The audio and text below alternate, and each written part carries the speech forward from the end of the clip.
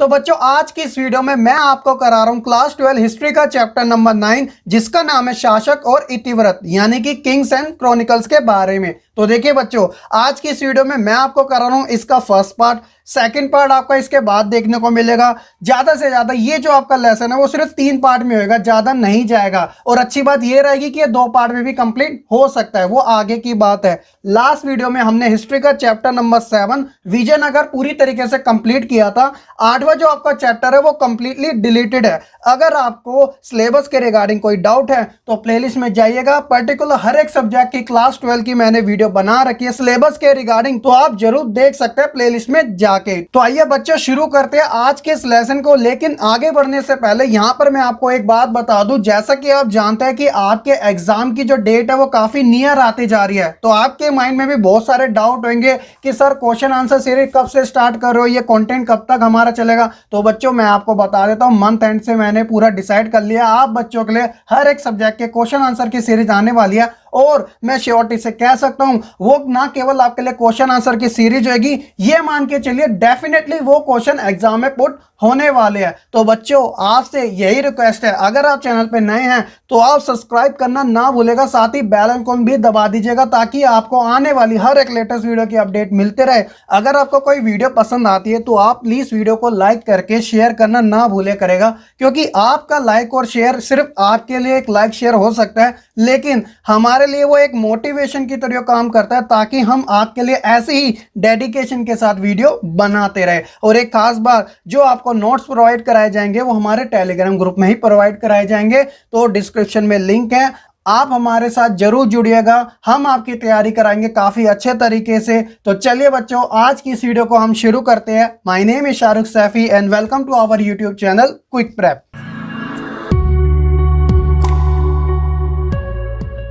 वैसे तो बच्चों मैं हर एक लेसन का आपके लिए इंट्रो पार्ट अलग से जरूर बनाता हूं, लेकिन मैंने इस वीडियो का इंट्रो पार्ट अलग से इसलिए नहीं बनाया क्योंकि ये जो आपका लेसन है मुगल साम्राज्य, इसके बारे में हर एक बच्चा कुछ ना कुछ जानकारी तो जरूर ही रखता है। लेकिन अब बात ये आती है कि आपको इस लेसन के अंदर मुगल साम्राज्य के बारे में कितना पढ़ना है, जो कि आपकी बुक में कंटेंट प्रोवाइड करा रखा है आप बच्चों के लिए। वैसे तो मुगल साम्राज्य जो है वो एक जीएस वाला टॉपिक है, यानी कि जनरल स्टडी वाला टॉपिक है, लेकिन आपकी बुक के अंदर जो लिमिटेड टॉपिक्स दे रखे हैं उनको आप किस प्रकार से समझते हो वो आपके लिए ज्यादा जरूरी है। तो बच्चों इस इंट्रो पार्ट के अंदर क्या बात की जा रही है वो आपको जानना काफी ज्यादा जरूरी है। जैसे कि लेसन का जो नाम है वो है शासक और इतिवृत्त। शासक तो आप जानते हैं मुगल जो थे इतने सारे, लेकिन ये इतिवृत्त क्या है? तो देखिए बच्चों इतिवृत्त का मतलब होता है क्रॉनिकल्स, जो कि इंग्लिश में इसका नाम है। तो ये एक प्रकार का मुगल दस्तावेज था जो कि मुगल राज्यों की संस्थाओं के बारे में जानकारी प्रदान कराता था, और साथ ही ये उन नीतियों के बारे में भी स्पष्ट जानकारी देता था जिन्हें मुगल शासक जो थे अपने राज्य में लागू करवाना चाहते थे। एक प्रकार से लेखा जोखा उस समय का जो इतिहास था मुगल साम्राज्य का, वो सारी जो चीजें लिखी गई थी वो किस में लिखी गई थी?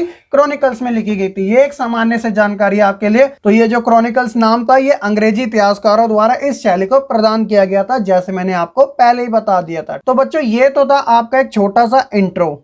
तो बच्चों मुगल साम्राज्य के बारे में जानने से पहले आपको ये जरूर पता होना चाहिए कि ये जो मुगल नाम शब्द है इसकी उत्पत्ति किस प्रकार से हुई थी। तो बच्चों यहाँ पर मैं आपको एक बेसिक तरीके से बता देता हूँ। मुगल शब्द की जो उत्पत्ति थी वह मंगोल से हुई थी। मंगोल आपके माइंड में जरूर आएगा क्योंकि आप जब 11th क्लास में थे तब आप हिस्ट्री का चैप्टर नंबर आपने 5 पढ़ा होगा, जो कि यायावर साम्राज्य से संबंधित था, यानी कि नोमैडिक वाला। तो उस चैप्टर के अंदर मंगोल साम्राज्य के बारे में जिक्र दे रखा है। तो मुगल जो थे उन्हें ये जो नाम था ना मुगल, वह स्वयं पसंद नहीं था, उन्होंने ना ही इसे चुना था। मुगल जो थे वह अपने आप को तैमूरी कहलवाना ज्यादा पसंद करते थे। अब बात आती है कि ये तैमूरी कौन थे? तो देखिए बच्चों इसका एक रीजन था, वो क्यों अपने आप को तैमूरी कहलवाना ज्यादा पसंद करते थे, क्योंकि पिता की ओर से वह तुर्की के शासक जिनका नाम था तैमूर, उनके यह वंशक थे, इसलिए ये अपने आप को तैमूरी कहलवाना ज्यादा पसंद करते थे। मुगल जो था ना वह एक प्रकार से बर्बर शब्द होता था, तो इसलिए इसे वह एक्सेप्ट नहीं कर पाते थे। तो इस प्रकार इन्होंने मुगल की जगह अपने आप को तैमूरी कहलवाना ज्यादा पसंद किया। पहला जो शासक था उसका नाम था ज़ैनुद्दीन बाबर और वह तुर्की भी बोला करता था। बाबर जो था वह माता की ओर से मंगोल शासक जिनका नाम था चंगेज खान उससे संबंधित था और मुगल नाम जो था एक तरीके से 16वीं शताब्दी के दौरान यूरोपिय द्वारा प्रस्तुत किया गया था और तब से लेकर आज तक मुगल जो शब्द है वह प्रचलन में रहा है। तो इस प्रकार मुगल नाम शब्द की उत्पत्ति कुछ इस तरीके से हुई थी। तो बच्चों आई होप कि अब आपको ये जरूर पता हो गया होगा कि ये मुगल शब्द की जो उत्पत्ति थी वह किस प्रकार से हुई थी। चलिए अब हम बात करते हैं अपने मेन कंटेंट से रिलेटेड शासक और उनके साम्राज्यों के बारे में। तो बच्चों आपको मुगल शासकों के बारे में उनके नाम एक क्रोनोलॉजिकल के आधार पे पता होना काफी ज्यादा जरूरी है। ये ना आपको आपकी 12th क्लास में काम आएंगे बल्कि आने वाले समय में भी आपको हमेशा याद रखने जरूरी है। तो उसे याद रखने के लिए आप ये छोटी सी वीडियो देखिए, उसके बाद हम बात करते हैं इनके बारे में ही कौन कौन से शासक रहे मुगल साम्राज्य के अंदर।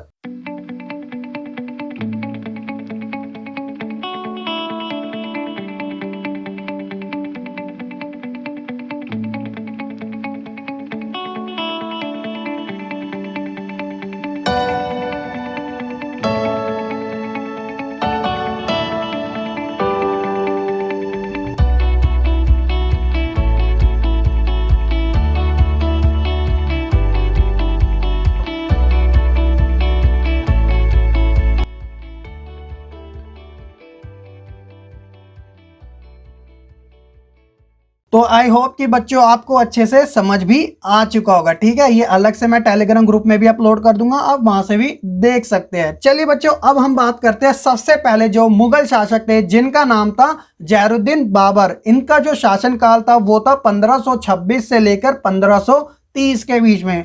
तो देखिए ये बाबर कौन थे। तो बाबर जो थे वो मुगल साम्राज्य के पहले शासक और संस्थापक थे। ठीक है, इनके पिता का जो नाम था वो था उमर शेख मिर्जा। तो बच्चों इनके पिता की मृत्यु के बाद यह फरगाना के शासक बने थे। तो ये फरगाना कहां पर है, तो ये सेंट्रल एशिया में आता है, ये आप मैप में भी देख सकते हैं।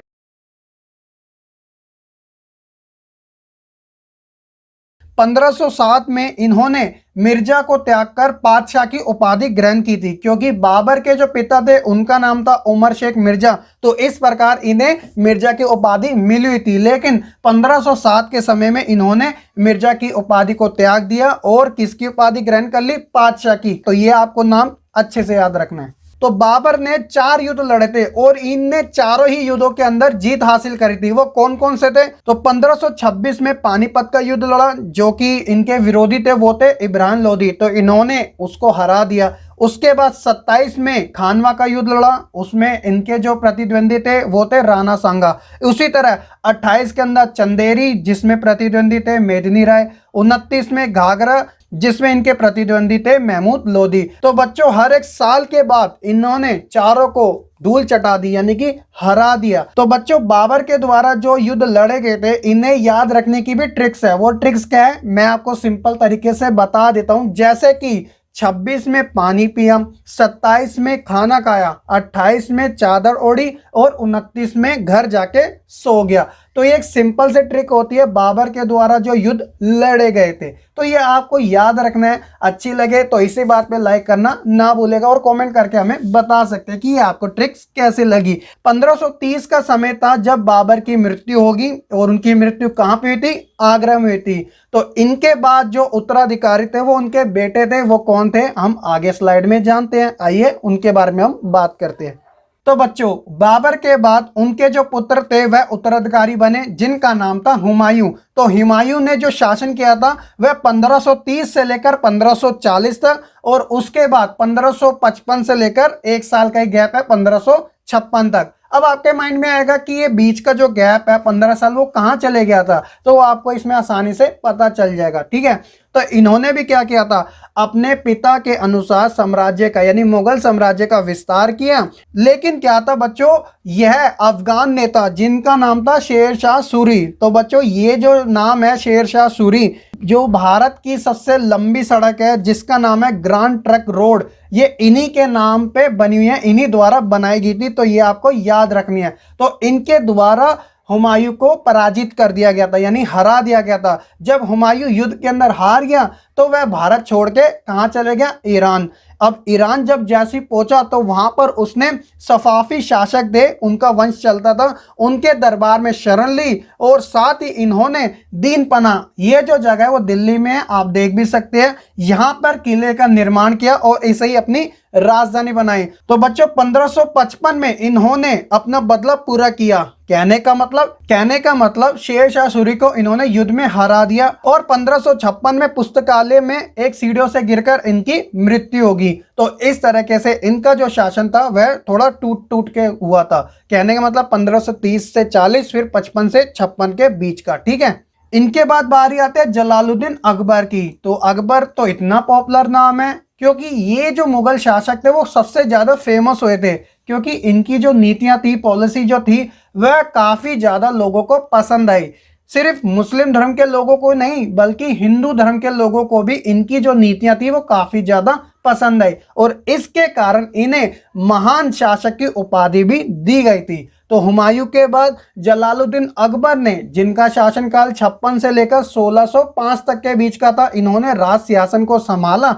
अकबर को सबसे महान मुगल शासक माना जाता था। न केवल इन्होंने साम्राज्य का विस्तार किया था बल्कि साम्राज्य को इन्होंने काफी ज्यादा सुदृढ़ और समृद्धि भी बनाया था, यानी काफी ज्यादा स्ट्रॉन्ग कर डाला था। साम्राज्यों की सीमाओं के बाहर इन्होंने हिंदू कुश पर्वत तक अपनी सफलताओं को भी प्राप्त किया था। कहने का मतलब जब ये किसी से युद्ध लड़ते थे तो उसको अपना ही साथी बना लेते थे और उसे उसी का क्षेत्र दे दिया करते थे। इससे क्या होता था, जो रिलेशन होते थे ना वो काफी ज्यादा अच्छे हो जाते थे। तो इस कारण जो अकबर थे वह धीरे धीरे काफी ज्यादा पॉपुलर होते रहे। अकबर ने ईरान के सफावी वंश, तो बच्चों ये वही वंश था जहां पर हुमायूं ने शरण ली थी, तो इस वंश का और उज्बेकिस्तान के तुरान वंश की विस्तारवादी योजनाओं पर भी विराम लगा दिया था, यानी कि स्टे ऑर्डर लगा दिया था, जो कि अपने क्षेत्र को फैलाए जा रहे थे। तो कुछ इस प्रकार का था इनका शासनकाल। अकबर के बाद जो उनके उत्तराधिकारी बने थे वो जहांगीर, जिनका काल था 1605 से 27 के बीच। उनके बाद शाहजहां जिन्होंने ताजमहल बनाया था, इनका जो काल था वो 1628 से 58 के बीच। और इनके बाद जो इनके पुत्र थे जिनका नाम था औरंगजेब, तो इनका काल था 1658 से लेकर 1701 तक। तो ये सब उत्तराधिकारी बने थे और यही मैंने आपको स्टार्टिंग में बताया भी था। इन सब ने क्या किया था, मुगल साम्राज्य का नेतृत्व संभाला और साथ ही इन्होंने शाही संस्थाओं का निर्माण भी कराया। शाही संस्थाएं जो थी मुगल साम्राज्य की, ये वाला जो टॉपिक है एग्जाम में आपसे जरूर पूछ लिया जाएगा, इसका मैं अलग से आपको कराऊंगा। ठीक है, इन्होंने साथ ही प्रशासन और कराधान को भी काफी ज्यादा मजबूत बनाया था। इनकी जो शक्ति का केंद्र था वो था राज दरबार। तो आपको ये चीजें अच्छे से जरूर याद रखनी है। तो बच्चों इस प्रकार का था मुगल साम्राज्य का शासन, जो कि मैंने आपको एक लिमिटेड तरीके से समझाया जितना आपकी बुक में दे रखा था।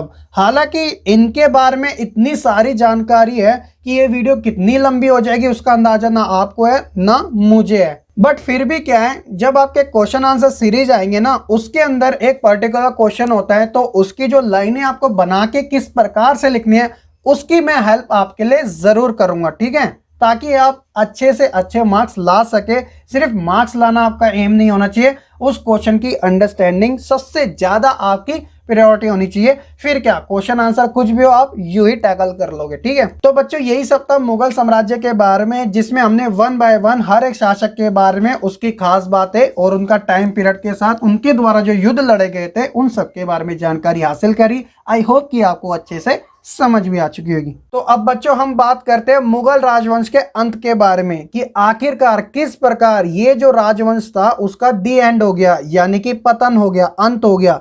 तो क्या था कि 1707 में औरंगजेब की मृत्यु के बाद इसका परिणाम ये निकल के आया, जो केंद्रीय शक्ति थी वह कमजोर होती चली गई। इस प्रकार क्या हुआ, साम्राज्य की जो राजधानियां होती थी विशाल, जैसे कि दिल्ली हो गया, आगरा हो गया, लाहौर होगी। लाहौर आप जानते हैं ना पाकिस्तान के अंदर, उस समय पाकिस्तान नहीं था। कहने का मतलब 1947 के बाद बंटवारा हुआ था, तब जाके लाहौर पाकिस्तान में है आज के समय, लेकिन उस समय वह भारत के अंदर ही शामिल था। लाहौर जैसी राजधानियों में क्षेत्रीय शक्तियों का उदय होने लगा, तो इसी कारण क्या हुआ कि अलग अलग क्षेत्रों से स्थानीय शक्तियां उभर के आने लगी, जिसने मुगल साम्राज्य की केंद्रीय शक्तियों को कमजोर कर डाला। एक सिंबॉलिक जो उसकी प्रतिष्ठा थी ना, वह तो कायम रही।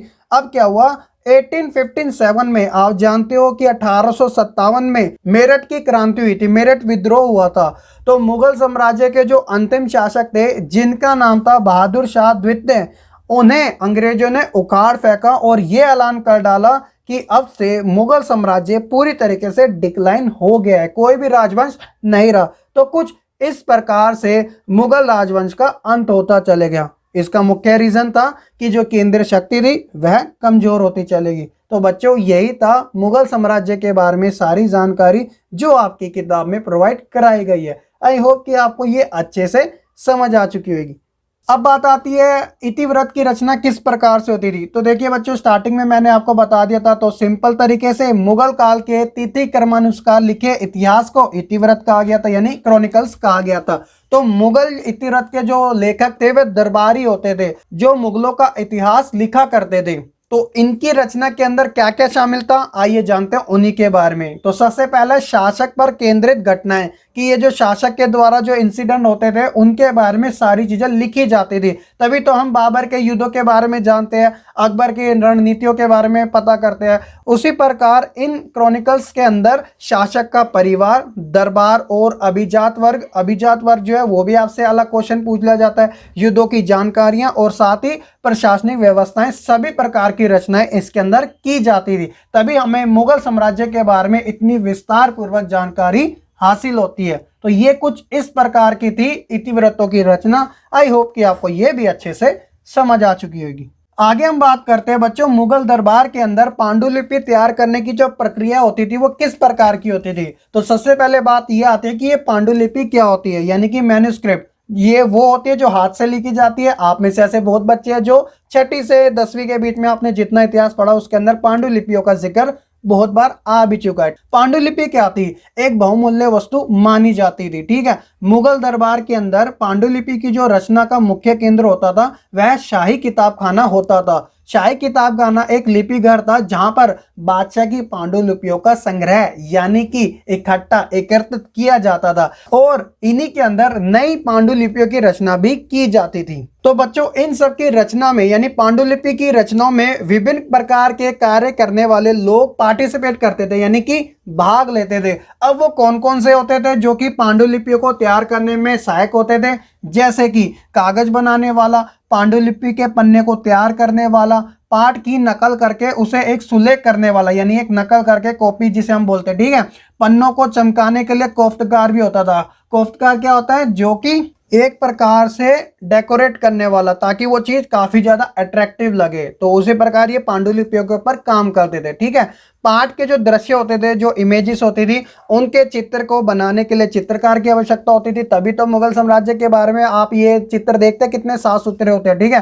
पन्नों को इकट्ठा करके उन्हें अलंकृत आवर्धन में बांधने के लिए एक जिलसाज भी हुआ करता था। जिलसाज एक प्रकार से जो जिल्त चढ़ाता है ताकि उसको अच्छे तरीके से पैक किया जा सके। ठीक है, तैयार पांडुलिपि जो थी वो एक बहुमूल्य वस्तु हुआ करती थी, जिसकी जानकारी मैंने आपको पहले दे दी थी। तो कुछ इस प्रकार से होती थी पांडुलिपि की रचना मुगल साम्राज्य के अंदर। आई होप कि बच्चों आपको ये एक बेसिक से जानकारियां अच्छे से समझ भी आ रही होगी। तो बच्चों, यही था हमारा इस लेसन का फर्स्ट पार्ट के मेन टॉपिक, जिसके अंदर हमने मुगल साम्राज्य के बारे में, उनके शासकों के बारे में, साथ ही इतिवृत्त और ये जो पांडुलिपियां होती थी किस प्रकार से तैयार की जाती थी उनके बारे में हमने सारी जानकारी हासिल करी। तो बच्चों, अगर आपको ये वीडियो पसंद आई हो तो प्लीज वीडियो को लाइक करके, शेयर करके, साथ ही कमेंट करके अपना फीडबैक देना मत भूलेगा। अगर आप चैनल पे नए हैं और सब्सक्राइब नहीं किया हमारे चैनल को, प्लीज सब्सक्राइब करके बेल आइकन भी दबा दीजिएगा ताकि आपको आने वाली हर एक लेटेस्ट वीडियो की अपडेट